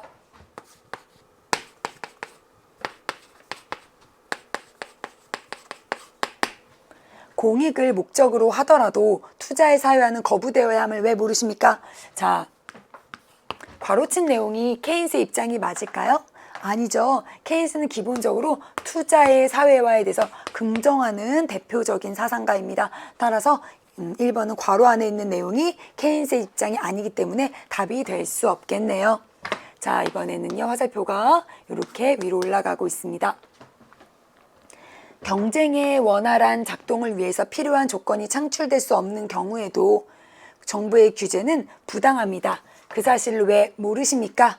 일단은 괄호 안에 있는 게 B, 하이에크 입장이 맞는지 한번 보자. 하이에크는 경쟁의 원활한 작동을 위해서 필요한 조건이 창출될 수 없는 경우, 즉 시장에서 경쟁이 원활하게 작동되지 않는 경우에는 그것을 원활하게 작동시키기 위해서 정부가 규제할 수 있다라고 주장하잖아요. 자, 우리가 신자유주의자들이 물론 시장에서 정부가 적극적인 역할을 해야 한다라고 하는 것에 대해서는 반대하지만요. 분명히 하이에크도 정부의 역할이 존재한다라고 보고요. 그것은 시장에서의 어떤 경쟁이 효율적으로 작동하는 조건을 마련하는 것, 그거는 국가가 해야 할 일이다라고 분명하게 강조했다는 거 우리 공부하면서 여러 번 이야기했었죠. 자, 그러니까 다시 한번 보자는 거야. 말이 좀 길어서 이게 복잡하긴 한데 경쟁의 원활한 작동을 위해서 필요한 조건이 창출될 수 없는 경우, 즉 경쟁이 뭔가 잘 안 이루어지고 있어. 그래서 경쟁을 위한 조건이 필요한 경우예요. 자, 그런 경우에는 정부의 규제가 부당할까? 아니죠. 부당하지 않겠죠. 자, 2번 답이 될 수 없습니다. 조금 B를 이렇게 분석하는 게 좀 어려웠던 친구들은 요 2를 한번 보자. 자, 2는 민주사회주의자가 케인스에게 할 수 있는 비판이 적절한지 우리가 따져봐야 되는 거잖아요. 그런데 민주사회주의자들은 기본적으로 정부의 규제가 부당하다라고 얘기하지 않겠죠. 자, 민주사회주의자들이 이야기하는 그런 경제 형태에서는 정부가 굉장히 많은 양의 규제를 하고 있다는 것 우리가 떠올려 볼 수 있습니다. 자, 따라서 어때? 이건 B와 E 모두가 다 잘못된 표현이다라고 하는 거 찾아낼 수 있어요. 자, 3번으로 넘어가 볼게요. 국가는 사회주의적 계획화를 통해서 완전 고용에 힘써야 합니다. 그걸 왜 모르십니까? 그렇죠. 답은 3번이 되겠네요. 왜냐하면 괄호 안에 있는 내용이 정확하게 민주사회주의자들이 추구하는 바이죠. 자, 민주사회주의자들은요. 어때? 하이에크에게 시장의 자생적 질서를 강조하는 하이에크에게 3번과 같이 비판할 수 있습니다. 15번의 답은 3번이 되겠네요.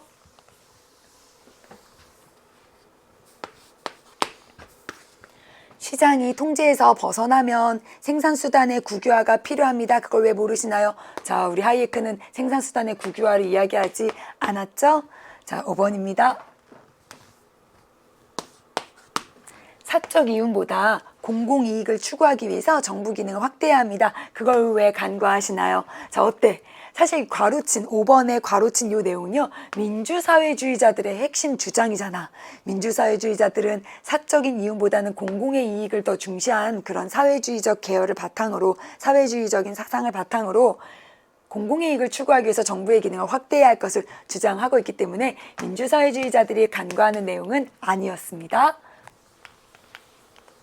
자, 16번 넘어가 볼게요. 중국 불교 사상가와 한국 불교 사상가가 같이 이렇게 묶여서 매칭되어서 구성이 됐습니다. 자성에는 그름도 어리석음도 어지러움도 없으니 생각마다 반야로 관조하여 법상을 떠나야 한다. 스스로 자성을 깨우쳐 도노돈수하니 점차가 없다. 우리 일단 도노돈수 나왔기 때문에 갑은 해능이다라고 하는 걸 금방 찾아낼 수 있죠. 친구들 잘 아는 것처럼 중국 불교에서 자성이다라고 하는 표현은 불성과 같은 의미로 사용됩니다. 불성을 단박에 깨쳐라. 자, 해능의 도노돈수가 소개되어 있습니다. 자성을 깨달은 뒤에도 닦아서 무의에 이르러야 궁극적인 경지라고 할 수 있다. 자, 그런데 한국 사상가는요. 이렇게 불성을 깨달은 뒤에도 반드시 닦아서 무의에 이르러야 궁극적인 경지라고 할 수 있대요. 즉 도노한 이후에도 점수가 필요하다라고 이야기하고 있습니다. 깨달은 뒤에 소를 기르는 수행을 하는 것도 이러한 이유에서이다. 자, 소를 기르려면 시간이 필요하잖아요. 자, 내가 도노한 이후에도 점진적인 수행이 필요하다. 진울의 입장이라고 하는 걸 알 수 있겠죠? 해늘과 진울이 되겠습니다. 마음 밖의 부처를 단박에 직관하는 것이 도노이다. 딱 한 글자가 틀렸다. 그렇죠. 마음 밖의 부처가 아니라 마음 안에 있는 부처였습니다. 깨닫지 못하는 사람은 불성이 형성되지 않은 사람이다. 딱 두 글자가 틀렸는데. 그렇죠. 형성이라는 표현이 잘못됐죠. 대승불교에서는요. 모든 사람이 태어날 때부터 그 부처의 본성인 불성을 가지고 태어난다. 따라서 불성은 형성되는 것이 아니다. 라고 주장합니다. 3번입니다. 선정과 지혜를 닦을 때 선후의 구분이 필수적이다. 진울은 기본적으로 도노 점수를 이야기하면서 그 점수의 요체로 정해, 쌍수를 이야기하죠. 잘 아는 것처럼 선정과 지혜, 즉 정과 해는요. 선후, 뭐가 먼저이고 뭐가 나중이고 이렇게 구분될 수 없어요. 쌍수 같이 하는 거야. 같이 수행을 하는 거지 뭐가 먼저이고 뭐가 나중이다 이렇게 구분할 수 없습니다. 오랫동안 누적된 습기는 즉 오랫동안 누적된 잘못된 습관은 도노하더라도 바로 제거되지 않는다. 그렇죠. 따라서 점진적으로 그 습기를 제거하는 점수가 필요하다라고 진울은 강조합니다. 깨달음의 완성에 도달하기 위한 수행 과정에서 경전의 가르침은 불필요하다. 자, 여러분 천천히 생각해보자. 우리 진울에게 있어서 그 깨달음을 완성시키기 위해서는요. 도노만 가지고는 안 되잖아. 도노 이후에 점수가 반드시 필요하잖아요. 자, 그런데 깨달음의 완성에 도달하기 위한 수행, 이게 바로 점수까지 포함하고 있는 건데 이 점수 과정에서 경전의 가르침, 교종의 가르침은 다 불필요해 이렇게 봤을까? 아니죠. 여러분들 진울은요. 잘 알고 있는 것처럼 선교 1원을 이야기하면서 선종과 교종의 조화를 이야기하시잖아요. 따라서 어때? 잘못된 표현이다 라고 하는 것 알 수 있습니다. 현대 서양 사상가 갑과 을이 소개가 되고 있습니다. 갑입니다. 현 존재의 참된 모습은 그의 실존에 있다. 자, 현 존재의 참된 모습을 실존이다라고 이야기한 현대 서양 사상가는 그렇죠. 하이에크가 되겠네요. 자, 여기 보니까 을 한번 볼게요. 도덕적인 선과 목적은 어떤 것을 해결해야 할 때만 존재한다. 자, 도덕적인 선과 도덕적인 목적은요. 어떤 해결해야 하는 문제 상황이 있을 때 그것을 해결할 때 존재한대요. 우리가 어떤 문제가 있는데 그 문제를 해결한 유용한 해결 방안이 있다면 그 유용한 해결 방안이 도덕적으로도 옳은 것이고 도덕이 지향해야 하는 목적이라는 거죠. 어떤 유용성을 얘기하고 있어요. 그러면서 악이라고 하는 건 실제로 존재하는 특정한 악이므로 교정해야 하는 그 결함과 곤란함을 토대로 삼아 상황의 선을 발견하고 계획하고 획득해야 한다. 자, 악이라고 하는 건 어떤 문제 상황이기 때문에 그것을 해결하는 과정, 그것을 유용하게 해결해내는 것을 우리가 도덕적으로 옳다라고 이야기할 수 있다라고 주장하고 있습니다. 그렇죠. 정말 실용적인 도구주의를 얘기하고 있죠. 자, 도덕도 문제 해결을 위한 유용한 도구이다라고 바라보았던 듀이의 입장이 소개가 되어 있어요. 자, 친구들이요, 이런 일과 같은 이러한 제시문들 굉장히 좀 낯선 제시문들이었을 것이라고 생각합니다. 하이에크와 듀이의 입장 옳은 것 한번 골라볼게요. 존재의 의미에 대해서 물을 수 있는 특별한 존재가 인간이다. 그렇죠. 그냥 자리만 차지하고 있는 것이 아니라 내가 왜 존재해야 하는가, 어떻게 존재해야 하는가, 그 존재의 의미를 물으면서 존재할 수 있는 것, 그게 바로 현존재인데요. 그 현존재가 바로 인간이 되겠죠? 그래서 1번은 맞는 표현이 되겠습니다. 죽음에 대한 불안을 통해 현존재는 보편적 본질을 완성한다. 자, 현존재에게 있어서 죽음에 대한 불안은 굉장히 중요했어요. 자, 죽음에 대한 불안을 통해서 오히려 현존재는요, 그 실존을 자각하게 되는 것이죠. 보편적인 본질을 완성한다는 맞지 않는 표현이에요. 자, 보편적인 본질이라고 하는 건 그냥 다른 사람들이 누구나 다 그렇게 살아가는 일반적이고 일상적인 이런 모습이죠. 자, 하이데거가 이야기하는 진정한 현존재의 모습은요, 가장 나다운 모습으로, 그렇죠. 어떤 나 자신의 실존을 자각하는 것, 그것이 죽음에 대한 불안을 통해서 현존재가 얻는 진정한 실존의 상태다라고 이야기하기 때문에 이렇게 보편적인 본질을 완성한다. 네, 실존주의자인 하이에크에게 있어서 성립할 수 없는 표현이 되겠습니다. 실험을 통해서 검증된 가설은 상황이 변해도 항상 유효하다? 아니죠. 듀이에게 있어서 어떤 가설이 실험을 통해서 유용한 것으로 검증되었다 하더라도 상황이 바뀌면 네, 그것은 유효성이 다시금 새롭게 검증돼야 하는 새로운 상황에 마주하게 된 것이기 때문에 항상 상황이 변해도 언제나 유효한 그러한 가설은 존재하지 않아요. 상황이 바뀌면, 문제 상황이 바뀌면 네, 그 가설이 유용한지 아닌지도 달라지게 되어 있습니다. 악을 개선하는 지식은 절대적인 목적을 위한 도구가 된다? 아니죠. 듀이에게 있어서 이렇게 어떤 절대적인 고정불변하는 그런 목적은 존재하지 않았습니다.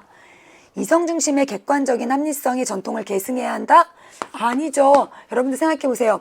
기본적으로 실존주의자들은요, 이렇게 이성 중심으로 객관적인 합리적인 것으로 실존 문제를 해결할 수 없다라고 바라보기 때문에 네, 5번 잘못된 표현이다라고 하는 것 알 수 있었습니다. 중국 유교 사상가 갑과 을입니다. 치지의 지는 최대로 확충함이고 지는 지식과 같다. 자, 여기 치지라고 하는 말을 해석함에 있어서 지는 확충한다. 치는 확충한다. 지는 지식이다. 따라서 치지라고 하는 말은 나의 지식을 최대로 확충하여 그 지식이 도달하지 않은 곳이 없고자 함이다. 자, 우리 경물 치지 중에서 그 치지를요, 나의 지식을 최대한 확충하는 것으로 해석했어요. 자, 이거 뭐지? 경물, 사물의 치를 열심히 궁구해서 치지, 나의 알을 극진히 한다. 그렇죠. 바로 주희의 해석이다. 성리학의 해석이다라고 하는 걸 알 수 있습니다. 갑은 주희가 되겠네요. 을입니다. 지식이 을입니다. 치지는 다른 유학자들이 말하는 것처럼 지식을 확충한다는 의미가 아니라, 그럼 뭘까? 내 마음에 무엇을 양지를 사물마다 온전히 실현하는 것이다. 즉 치양지이다. 그렇죠. 아예 딱 드러났습니다. 왕수인의 양명학에 대한 입장이 소개가 되어 있습니다. 자, 주의와 왕수인이 되겠네요. 기억입니다. 의념이 향하는 대상을 바로잡는 것이 경물이다.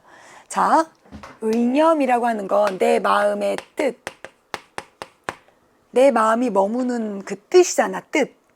자, 그런데 내 마음의 뜻이 향하는 대상을 바로잡는 것, 그것을 경물로 해석한 건 네, 성리학 입장이 아니죠. 주의 입장이 아니죠. 이건 오히려 누구의 해석이야? 그렇죠. 을의 해석이 되겠죠. 왕수인이 이렇게 격물을 해석하잖아요. 왕수인에게 있어서 격이라고 하는 건 바로 잡는다 라고 하는 의미를 가지고 해석되잖아요. 물이라고 하는 건 내 마음에 머무는 곳에 일, 내 마음의 뜻이 머무는 곳에 일, 의념이 향하는 대상, 이것이 바로 물이었고요. 바로잡는 것, 격을 바로잡는 것으로 해석해서 격물을 기억과 같이 해석한 것은 왕수인의 대표적인 주장이었습니다. 니은입니다. 양지는 분리되어 있는 암과 실천을 합일에 이르게 하는 능력이다. 자, 여러분 생각해보자. 왕수인이요, 언제 암과 실천이 이렇게 분리되어 있다라고 얘기한 적 있었나요? 아니죠. 지행 합일이잖아요. 알문 행함의 시작, 행함은 알의 완성. 처음부터 암과 행함은 하나였습니다. 따라서 니은도 잘못된 내용이 되겠네요. 선을 좋아하고 악을 미워하는 감정인 본심을 따라야 한다. 자, 여기 디귿 선지도 친구들이 좀 문제 풀면서 맞나? 좀 어렵다 이렇게 생각한 친구들 많이 있었을 텐데요. 기본적으로 왕수인은요, 양지에 따라서 살 것을 강조하죠. 그 양지라고 하는 건 내 마음의 본체, 마음의 본체 기억하시죠? 내 마음의 본 모습이었어요. 그러니까 본심이라고 얘기할 수 있겠죠. 마음의 본 모습이니까요. 그리고 왕수인은요, 그 양지가 시비지심이면서 선을 좋아하는 감정이다 이렇게 표현하잖아요. 우리 수능 특강 교재에 다 나와 있는, 우리 같이 공부하면서 다 살펴보았던 내용들입니다. 따라서 선을 좋아하고 악을 미워하는 감정이 본심, 이걸 양지라고 하는 두 글자로 설명한 사상가가 바로 왕수인입니다. 디귿 맞는 내용이 되겠네요.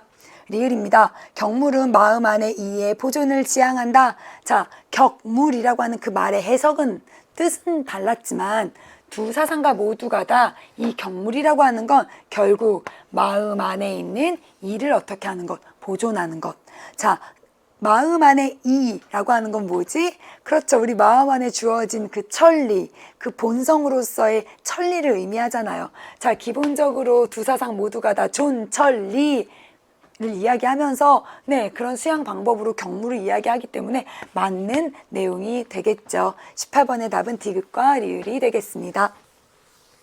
친구들이 풀 때 쉽지 않은 굉장히 까다로운 그런 문항이었습니다. 근대 한국 사상가 갑과 을의 입장에서 서로에게 제기할 수 있는 비판 한번 찾아볼게요. 갑입니다. 서양 물건을 뿌리 뽑기 위해서는 올바른 도를 밝혀야 한다. 자, 여기 보니까 서양 물건에 대해서 완전히 뿌리 뽑아야 된다 라고 이야기하고 있어요. 굉장히 좀 적대적으로 서양에 대해서, 서양 물건을 대하고 있다는 걸 알 수 있고요. 우리의 올바른 도를 밝힐 것을 강조하고 있습니다. 자, 이런 도를 밝혀서 백성을 교화하고 사단과 오상을 넓혀 나가야 한다. 이런 유교적인 질서, 성리학적인 질서를 바탕으로 서양의 문물을 배척할 것을 이야기하고 있죠. 우리 것이 흥성하면 저들 것이 사라지고 이쪽 것이 밝혀지면 저들은 달아날 것이다. 이쪽 저쪽을 분명하게 구분하면서 성리학은 바른 것, 지켜야 할 것, 서양의 것은 사악한 것, 배척해야 할 것으로 바라보고 있습니다. 그렇지, 위정척사 사상이라고 하는 것 알 수 있어요. 을입니다. 동양은 도가 천하의 홀로 존귀하고 서양은 기가 대적할 자가 없다. 그렇죠. 동도, 서, 기의 모습이 소개가 되어 있습니다. 자, 위정척사와 동도서기가 서로에 대해서 제기할 수 있는 비판 한번 골라보도록 할게요. 나라가 혼란할수록 유교의 일륜을 고수해야 합니다. 그 사실을 왜 간과하십니까? 자, 괄호 안에 있는 이 내용은요, 어때? 두 입장의 공통점이죠. 동도서기도요, 동도예요. 동도. 그러니까 기본적으로 유교의 일륜, 이런 어떤 정신 문명에 있어서는 유교의 일륜을 고수해야 한다는 것, 동도서기도 간과하지 않았잖아요. 인정했잖아요. 따라서 1번은 잘못된 내용입니다. 살기 좋은 후천 세계가 현세에서 반드시 도래할 것입니다. 그걸 왜 모르십니까? 자, 이런 내용들은요, 기본적으로 위정척사 사상에서 강조하고 있는 내용이 아니죠. 동학과 또 증산교, 원불교에서 강조하는 내용이라고 하는 것 알 수 있습니다. 모든 인간은 평등하기 때문에 신분은 차별해서 안 됩니다. 그 사실을 왜 모르십니까? 아니죠. 위정척사 사상은 어떤 성리학적인 그런 봉건 질서 이런 것들을 인정하기 때문에 신분을 차별해서는 안 된다라고 주장하지는 않았습니다. 자, 이번에는 동도서기론의 입장에서 위정척사 사상을 비판할 수 있을지 한번 살펴볼게요. 부국강병을 실현하려면 서양의 길을 수용해야 합니다. 그걸 왜 모르시나요?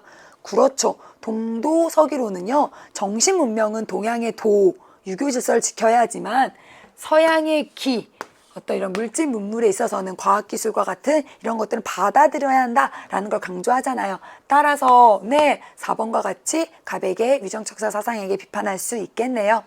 5번입니다. 국제정세를 파악하여 우리의 도를 변화시켜야 함을 왜 간과하시나요? 아니죠. 우리 동도서기론은요, 우리의 도를 변화시킬 것이 아니라 동도, 우리의 도를 지켜나갈 것을 이야기하고 있기 때문에 답은 4번이 되겠습니다. 자, 근대사회 사상가 그리고 현대사회 사상가가 소개가 되고 있습니다. 자, 국가는 비참한 전쟁 상태에서 벗어나고 싶어하는 인간이 서로 신의 계약을 체결하여 세운 하나의 인격이다. 이 국가는 모든 인간의 인격을 대표하는 대표자로서의 권리를 부여받는다. 여러분들 이제 사회계약론 문제 쭉 풀면서 루소랑 호크만 나왔네? 홉스는 안 나왔네? 이렇게 생각하면서 문제 푼 친구들이 있었을 텐데요. 20번에서 비참한 전쟁 상태에서 벗어나고 싶어 하는 인간의 계약을 통해서 국가가 성립했다? 이거 홉스 아니야? 나왔네? 이렇게 무릎을 탁 친 친구들이 있었죠? 맞습니다. 갑은 홉스라고 하는 거 알 수 있고요. 을입니다. 인민의 역할은, 즉 국민의 역할은 다름 아니라 정부를 탄생시키는 것이다. 인민과 통치라고 하는 용어의 의미가 무엇이건 간에 민주주의는 인민이 실제로 지배하는 것을 의미하지 않으며 또한 의미할 수도 없다. 그래요. 슌페터의 엘리트 민주주의가 홉스랑 같이 이렇게 묶여서 출제가 됐습니다. 자, 옳은 것 한번 볼게요. 대표자는 계약의 주체에게서 권한을 양도받은 대리인이다. 자, 대표자는 계약의 주체, 시민들이죠. 그 계약의 주체에게서 권한을 양도받은 대리인이다. 어때요? 그렇죠. 맞죠. 우리 1번 같은 이런 내용은요. 네, 기본적인 어떤 사회계약론의 입장으로서 홉스가 긍정할 내용이 되겠죠. 일단 1번 맞습니다. 2번 볼게요. 국가는 주권자와 시민들 간의 계약 체결로 인해 성립된다. 왜 틀렸지? 뭐가 틀렸지? 되게 맞는 말 같은데 틀린 부분이 있어요. 그렇죠. 주권자와 시민들 간의 계약 체결이 아니죠. 홉스에게 있어서 이 주권자는 군주, 국가나 군주였잖아요. 그러면 그 군주랑 시민이랑 계약하는 게 아니야. 국가가 설립되는 건 시민과 시민 사이의 계약으로 인해서 설립되는 것이지 이렇게 주권자와 시민 사이의 계약이 아니었습니다. 민주주의는 수단이 아니라 목적으로서 추구해야 할 이념이다. 아마 친구들이 3번 같은 경우는 굉장히 O인지 X인지 밝혀내기가 좀 어려웠을 거예요. 좀 어려운 선지였습니다. 슌페터는요, 민주주의라고 하는 건 목적으로서 추구해야 할 이념이 아니라 하나의 수단이다. 수단, 의사결정, 정책 결정을 위한 하나의 수단이지 그 자체가 목적으로서 추구해야 할 이념이다. 이렇게 바라보진 않았어요. 친구들이 생각해보자. 슌페터는요, 기본적으로 우리 시민이, 인민이 어떤 정책 결정 과정에 참여하는 것에 대해서 반대하잖아요. 자, 그러면서 엘리트들이 어때요? 그렇죠. 그들의 전문성을 가지고 엘리트적인 식견을 발휘해서 정책 결정을 자율적으로 해갈 것을 이야기하잖아요. 그러면서 슌페터는 그러한 엘리트들, 그러한 어떤 정치인들이 시민의 의사를 대표하는 것도 아니다 라고까지 강하게 이야기하죠. 자, 이러한 입장들을 우리가 생각해 본다면 그가 민주주의라고 하는 그 자체 이상을 지향했다? 우리 그건 아니다 라고 하는 것들 느낌을 잡을 수 있습니다. 따라서 3번 잘못된 표현이고요. 다시 한번 이번 게 정리해 두시면 좋겠죠. 슌페터에게 있어서 민주주의는 하나의 의사결정을 위한 수단이었습니다. 시민이 지배하는 정부를 위해서 시민의 승인이 반드시 필요하다. 왜 틀렸어? 그렇죠. 슌페터는 시민이 지배하는 정부라고 하는 것에 대해서 인정하지 않았습니다. 어디까지나 통치는 그렇죠. 엘리트들이 정치인들이 하는 것이다 라고 보았습니다. 국가의 대표자는 시민들의 정치적인 의사를 따라야 한다. 역시 아니라고 하는 거 알 수 있겠죠? 슌페터는 여기에 대해서 분명하게 반대했기 때문에 우리 틀린 내용이다 라고 하는 것들 알 수 있었습니다. 따라서 20번의 답 1번이라고 하는 것 확인해 볼 수 있었네요. 자, 이렇게 같이 한번 문항들 풀어보았습니다. 선생님이 이렇게 누누이 이야기하지만 수능 시험입니다. 여러분들 이렇게 쉽지 않은 문항이었고요. 짧은 시간 동안 긴장하면서 풀었을 텐데 너무너무 수고 많으셨습니다. 이제 큰 인생에서 큰 도전을 여러분들이 치러 나갔기 때문에요. 더 그만큼 성장하고 성숙한 눈으로 자신의 삶을 살아가고 자신의 인생의 길을 걸어갈 수 있을 거예요. 지금까지 윤사 공부하면서 여러분의 넓어지고 깊어진 그 생각을 가지고 그 마음을 가지고 멋지게 꿈을 향해서 달려나가시길 바라겠습니다. 선생님 오늘도 여러분 힘차게 응원하겠습니다. 오늘도 우리 모두 파이팅!